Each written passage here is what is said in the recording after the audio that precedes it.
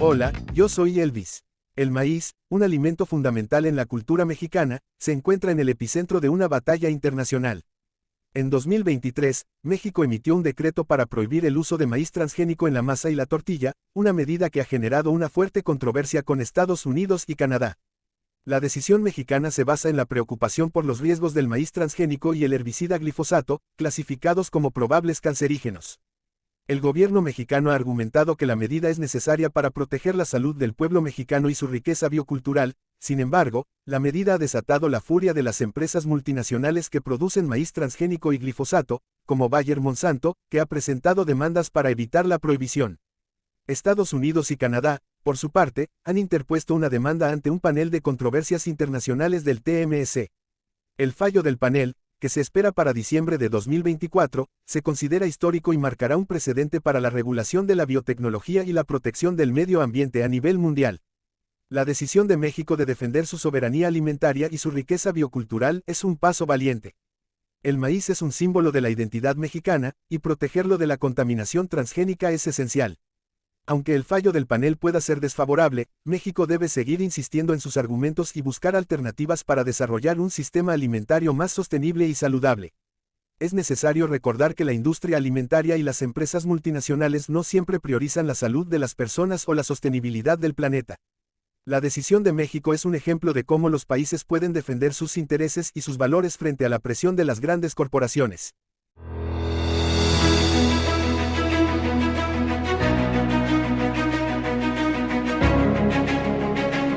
El día de ayer se conoció que de manera preliminar México habría perdido el panel en materia de maíz transgénico. Toda vez que para nosotros, nosotras, los mexicanos, el maíz pues es un asunto, no solamente es el alimento básico, es un asunto de identidad, de cultura, de biodiversidad. ¿Qué va a hacer México en ese sentido si es que ahora se ha levantado, digamos, o se levantará esa prohibición de la importación de maíz transgénico? Hay que hacer la diferencia entre el maíz blanco y el maíz amarillo. México es autosuficiente en maíz blanco y nosotros tenemos por obligación, porque es una obligación de los gobiernos, conservar nuestra biodiversidad. Y la biodiversidad no solamente es en la diversidad animal, vegetal, sino genética. Todas las razas o variedades de maíz, pues nuestra obligación es conservarlas, porque el maíz es producto de la domesticación de los pueblos originarios o de antes incluso de las grandes civilizaciones de México que fueron domesticando esta planta que hoy alimenta no solo a México sino al mundo entero. Los organismos genéticamente modificados lo que hacen es que en laboratorios modifican los genes supuestamente para mayor alimentación. Hay quien no piensa que es así, que puede tener daños a la salud. Pero tiene un problema adicional, que es que el campesino depende siempre de la semilla. O sea, cuando uno siembra un maíz híbrido que no es genético, está modificado pero no en laboratorio con los genes, sino como parte pues de la mejora de un cultivo.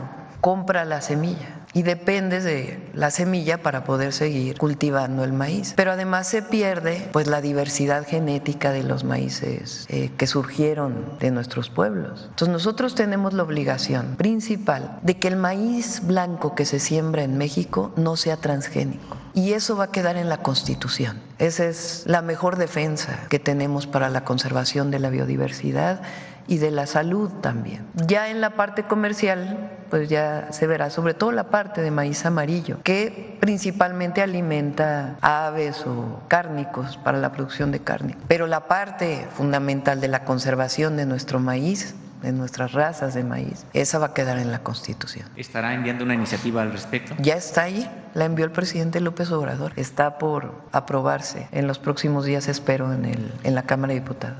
Presidenta, y con respecto del maíz amarillo, por supuesto que se utiliza más hacia el ámbito forrajero. Sin embargo, durante el sexenio anterior había la intención de que México también alcanzara la autosuficiencia en este tipo de maíz. ¿Continuará con esta política en la actual administración? Sí, se va a buscar.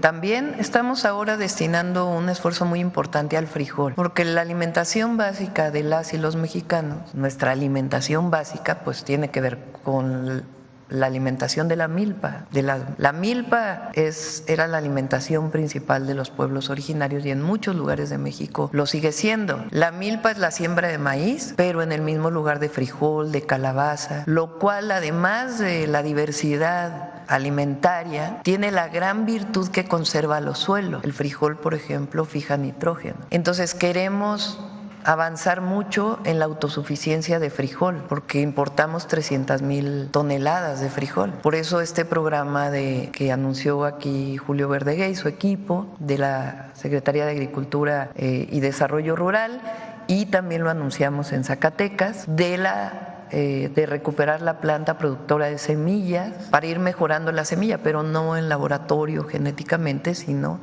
la mejora que se da en los propios cultivos a partir de las distintas instituciones públicas de México y con los campesinos. Y después ya también iremos sobre otros cultivos. Gobierno de México. Segundo piso de la Cuarta Transformación.